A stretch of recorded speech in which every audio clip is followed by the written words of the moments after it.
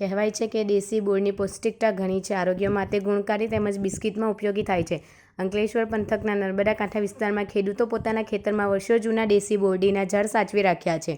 દર વર્ષે ઉનાળાના પ્રારંભ થતાં દેશી બોરડનો મબલક પાક આવે છે. અંકલેશ્વર તાલુકાના જૂના કાંસિયા ગામના ખેડૂત રાજુભાઈ વસાવાએ પોતાના ખેતરમાં બાપ દાદા સમયના દેશી બોરડીના ઝાડ સાચવી રાખી દર વર્ષે બોરની મબલક પાક લઈ સારો નફો મેળવી રહ્યા છે.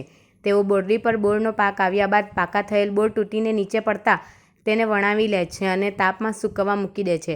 2-3 દિવસ સૂકવ્યા બાદ તેને બોરીમાં ભરી દઈ વેપારીઓને વેચવામાં આવે છે. આ વિસ્તારના દેશી બોરની વિશેષતા એ છે કે બિસ્કિટમાં ફ્લેવર તરીકે ઉપયોગમાં લેવાતા હોવાથી સુરત, બારડોલી અને મુંબઈ તેમજ અન્ય રાજ્યોના વેપારીઓ અહીં આવી ખેડૂતો પાસેથી 20 કિલોના 1000 થી 1200 રૂપિયાના ભાવે ખરીદે છે. આમ મહેનતમાં આ દેશી બોરને વળવામાં આવ્યા બાદ તેને ખુલ્લી જગ્યામાં સૂકવવામાં આવે છે. હાઇબ્રિડ સહિતના વિવિધ જાતિના બોરનું વાવેતર વધતા હવે દેશી બોર નજરઅંદાજ થઈ રહ્યા છે, પરંતુ દેશી બોરની પૌષ્ટિકતાને આ ખેડૂતોએ જાળવી રાખી છે. મારું નામ રાજુભાઈ નગીનભાઈ વસાવા છે. મારા બાપ દાદા વખતથી આ બોરના ઝાડ છે અને 50 થી 60 ઝાડ છે. અમે આનું બોર પડે છે એપ્રિલ મહિનામાં અને સૂકવીને અને બોર અમે વેચીએ છીએ.